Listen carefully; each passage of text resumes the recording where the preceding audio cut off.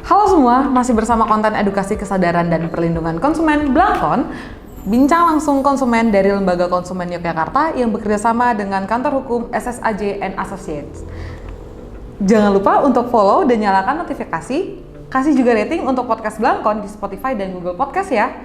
Nah, di episode kali ini kita akan bahas soal properti nih, di mana kita akan membahas kasus Meikarta. Hari ini telah hadir bersama saya seorang advokat dari kantor hukum SSAJ and Associates. Beliau adalah Pak Ahmad Zazuli. Halo Pak, apa kabarnya? Oke. Pak Ahmad Zazuli ini biasa kita panggil dengan Pak Jas. Beliau adalah seorang managing partner di SSAJ and Associates dan juga praktisi pengajar di Fakultas Hukum Universitas Gadjah Mada. Benar ya Pak ya? Ya, kayaknya gitu. Oke. Sepertinya begitu ya saudara-saudari ya. Kita lanjutkan di mana sebenarnya poin penting dari diskusi kita ini ada beberapa hal nih, di mana terjadi perselisihan ya Pak antara konsumen dengan PT Mahkota Sentosa Utama atau biasa itu disebut MSU ya. MSU yang mana MSU ini adalah bagian dari Lipo Cikarang ya Pak ya. Nah, beberapa waktu lalu kita dengar nih kasus ini sudah masuk dalam PKPU atau penundaan kewajiban pembayaran utang.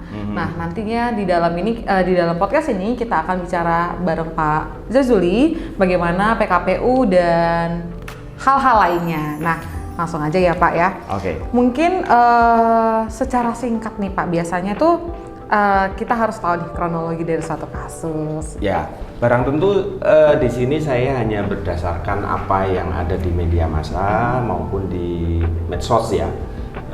Sepanjang yang saya tahu ini kasusnya kan berawal Meikarta punya proyek di tahun 2017 ya. Itu di Cikarang. Proyeknya itu adalah pembentukan sebuah kawasan mandiri, kota mandiri gitu.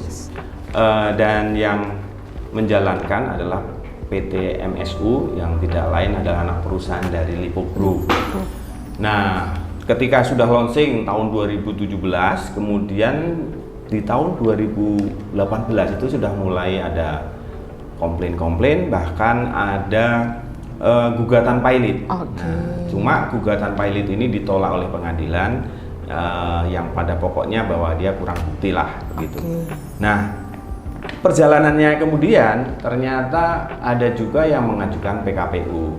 Nah, pada saat ada vendor atau kreditor yang mengajukan PKPU, itu ada konsumen juga komplain juga ternyata. Jadi ada beberapa konsumen yang melakukan unjuk rasa. Karena kan sepanjang tahu saya memang itu terbagi ada beberapa distriknya. Distrik di mana konsumen itu dijanjikan tahun 2019 sudah terbangun, ternyata tidak terbangun, nah, gitu. Nah, kemudian dalam perjalanannya proses PKPU itu dikabulkan sehingga sampai pada putusan homologasi. Nah, di saat kemarin terakhir terdengar memang ada kemudian malah PT MSU-nya yang mengajukan gugatan perdata terhadap konsumen sekitar 18 orang kalau nggak salah gitu. Oke, berarti itu sebenarnya udah mulai goyang 2018 itu udah mulai goyang ya Pak ya? Iya, iya. Oke. Ya setidaknya dari track recordnya ada gugatan pilot ya. Oke, ya benar, walaupun ditolak ya Pak ya? Iya. Tadi beberapa kali mungkin Pak Jas sempat sebutin PKPU. Nah, kira-kira PKPU sama pilot itu bedanya apa sih Pak? Jadi gini, semangatnya aja lain ya. Jadi ada beberapa hal yang bisa kita kategorikan untuk membedakan antara pilot dengan PKPU. Kalau PKPU itu barang tentu semangatnya adalah untuk merestrukturisasi utangnya. Nah, jadi utangnya para kreditur itu di restrukturisasi, misalnya di jangka waktunya menjadi lebih lama, pembayarannya menjadi tetap, yang tadinya ada bunga dikurangi bunganya, seperti itu. Artinya semangatnya adalah bahwa perusahaan MSU diminta untuk terus berusaha menjalankan usahanya sehingga dapat melakukan pembayaran utang kepada para krediturnya. Itu semangatnya udah beda. Nah, kalau pilot itu sita umum terhadap seluruh aset debitur. Artinya seluruh aset MSU itu nanti dikelola, dibereskan oleh yang namanya kurator. Nah, ini bedanya lagi. Kalau PKPU itu yang mengurusi hartanya debitur adalah pengurus. Kalau pilot yang mengurusi hartanya debitur adalah kurator. Kemudian jangka waktunya, kalau PKPU itu ada jangka waktu 270 hari. Harus ada putusan apakah homologasi. Kalau nggak ada putusan homologasi berarti itu pilot, menjadi pilot kayak gitu. Jadi seperti itu. Jadi harus dilihat beberapa hal yang berbeda ya. Dari pihaknya yang pelaku pemberesannya itu udah lain. Bahkan kewenangan debitur itu beda. Kalau udah pilot, debitur itu tidak punya kewenangan apa-apa, sepenuhnya kewenangan kurator. Kalau PKPU, debitur itu masih bisa mengurus aset dengan persetujuan dari pengurus gitu. Berarti bisa jadi nih PKPU berakhir pada kepilotan? Bisa, bisa. Makanya dalam beberapa hal ya kalau kita sebagai pelaku di dunia kepilotan, kita biasanya mengajukan permohonan itu permohonan PKPU dulu. Toh kalau dia nggak berhasil, tidak ada tercapai homologasi, pasti jatuh pilot. Gitu. Oke, siap Pak. Selain PKPU dan pilot, mungkin tadi Bapak beberapa kali menyebutkan juga putusan homologasi. Mungkin beberapa di antara kita masih awam untuk mendengar putusan ini ya Pak ya. Kira-kira PKPU sama putusan homologasi itu kaitannya apa sih Pak? Jadi gini, PKPU itu kan penundaan kewajiban pembayaran utang. Nah, untuk bisa mencapai proses sampai putusan homologasi, jadi PKPU itu pertama pasti akan diverifikasi, didaftar semua krediturnya oleh pengurus. Nah, kemudian pengurus itu membuat pengumuman di koran, juga mencatatkan di lembaran negara, kemudian mengundang kreditur-kreditur yang dikenal untuk diadakan rapat kreditur. Nah, di rapat kreditur itulah kemudian nanti dari pihak debitur diminta untuk mengajukan usulan perdamaian. Nah, usulan perdamaian inilah yang bahan untuk jadi perjanjian perdamaian yang kemudian kalau disepakati menjadi putusan homologasi gitu. Nah, prosesnya bisa disepakati aklamasi, bisa voting. Ya, di dalam rapat kreditur itu. Nah, kalau biar umumnya sih voting ya, karena pasti dari berapa ribu kreditur kan, itu mesti ada yang nggak setuju, ada ini udah pilot aja, saya nggak setuju ada homologasi kan gitu, seperti itu. Kan tadi kalau tidak tercapai putusan homologasi dinyatakan pilot ya Pak ya. Sebenarnya konsekuensi adanya satu putusan homologasi ini apa sih Pak? Nah, konsekuensinya bahwa ketika itu sudah menjadi putusan homologasi itu maka debitur dan seluruh kreditur terikat terhadap putusan itu, sehingga mereka harus menjalankan apa yang tercantum di dalam putusan homologasi. Ibaratnya itu kan perjanjian yang disahkan menjadi sebuah putusan, sebagaimana kalau perkara perdata itu menjadi putusan dading lah kan gitu. Jadi semuanya jadi terikat terhadap putusan homologasi itu. Siap Pak. Seperti yang Bapak sampaikan tadi tuh, kalau kita mau putusan homologasi di dalam putusan homologasi biasanya itu konsumen punya argumen nih Pak. Ketidakjelasan kehadiran konsumen saat putusan homologasi tersebut, ya kan Pak. Sebagian dari mereka kadang tuh mengaku tidak dilibatkan. Contohnya itu yang kemarin 15.000 tanda tangan katanya sudah ada, tapi sebagian konsumen mengaku tidak melihat bukti tanda tangan yang 15.000 tantangan ini.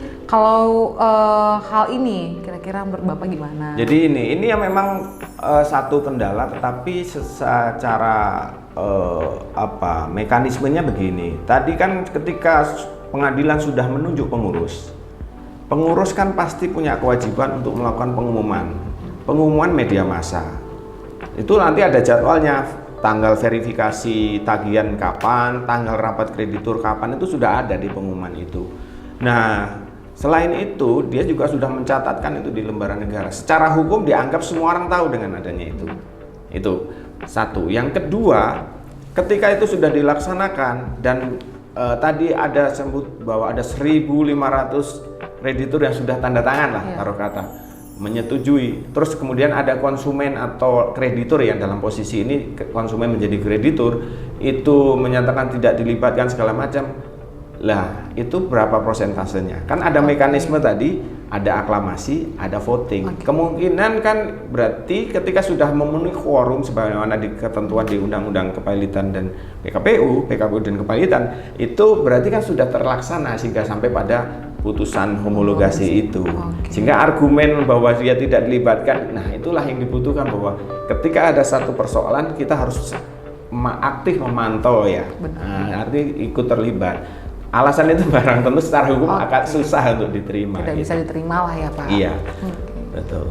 Berarti apabila konsumen ini nih Pak merasa tidak dilibatkan atau dia memang tidak bisa hadir pada saat itu, apakah dia juga otomatis terikat dengan putusan homologasi itu? Iya, secara hukum putusan itu mengikat. Even dia yang terima setuju nggak setuju segala macam ya. Memang ada mekanisme nantinya ketika kita tidak setuju atau di dalam pelaksanaan perjalanannya putusan homologasi itu tidak dilaksanakan oleh debitur, itu kreditur itu kan bisa mengajukan permohonan pembatalan terhadap putusan homologasi itu.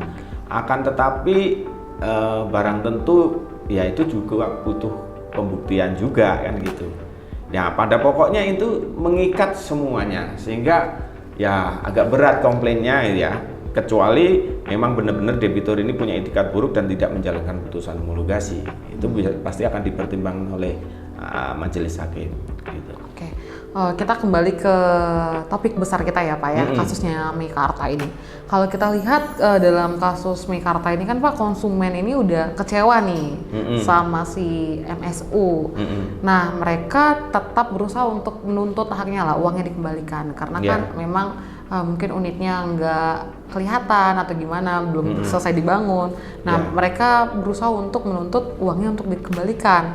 Namun keadaan sekarang kan yang kita tahu Pak, MSU ini malah menggugat balik nih para konsumennya. Kalau saya tidak salah ada kurang lebih 18 konsumen dengan tuduhan mencemarkan nama perusahaan. Kira-kira menurut Pak Jas gimana nih Pak? Ya jadi gini, unjuk rasa itu barang tentu itu hak semua setiap warga, tidak termasuk juga Pak konsumen Meikarta ya.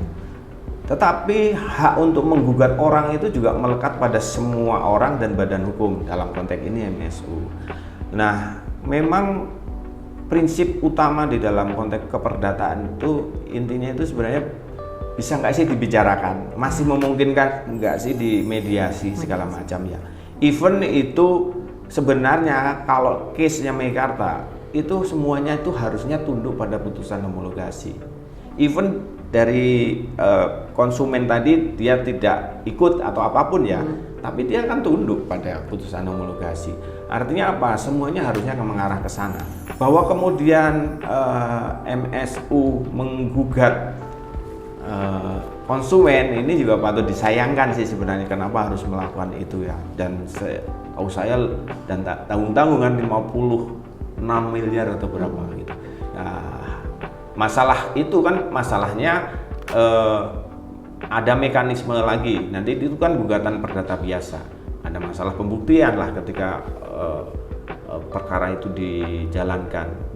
Bagi saya kalau boleh saya sarankan ya hal-hal seperti ini dikembalikan kepada realnya lah. Kan sudah ada putusan homologasi. Artinya semuanya harus tunduk pada putusan homologasi itu. Yang kedua, bahwa itu juga bisa pintu masuk untuk 18 konsumen itu melakukan mediasi, karena pasti ketika ada gugatan itu kan ada forum mediasi sebelum melanjut pada pokok perkara kan itu. Jadi ya mudah-mudahan di konteks mediasi itu bisa tercapai kesepakatan. Saya kira itu aja sih kalau saran saya. Oke Pak, kira-kira ini kan Pak kasusnya Meikarta ini udah sangat booming, udah sangat besar gitu. Dan menurut Pak Jas kira-kira pelajaran apa sih yang bisa kita ambil sebagai konsumen ya? Siapa tahu kedepannya saya juga menjadi konsumen ya kan? Beli apartemen. Ya kebetulan saya juga konsumen apartemen ya. Barang tentu kita sebagai konsumen itu satu harus paham literasi juga tentang ada konsekuensi yang mungkin terjadi di kemudian hari ketika kita membeli apartemen ataupun properti yang lain ya, artinya yang perumahan biasa. Yang pertama kita harus tahu track recordnya developer atau pengembang itu.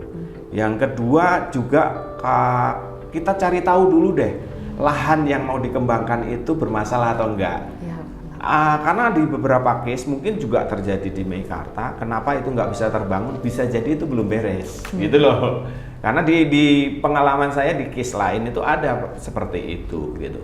Artinya dari 2 hektar yang diklaim dipasarkan, ternyata di belakang ada 3.000 yang belum beres. Nah itu kan nggak mungkin dibangun.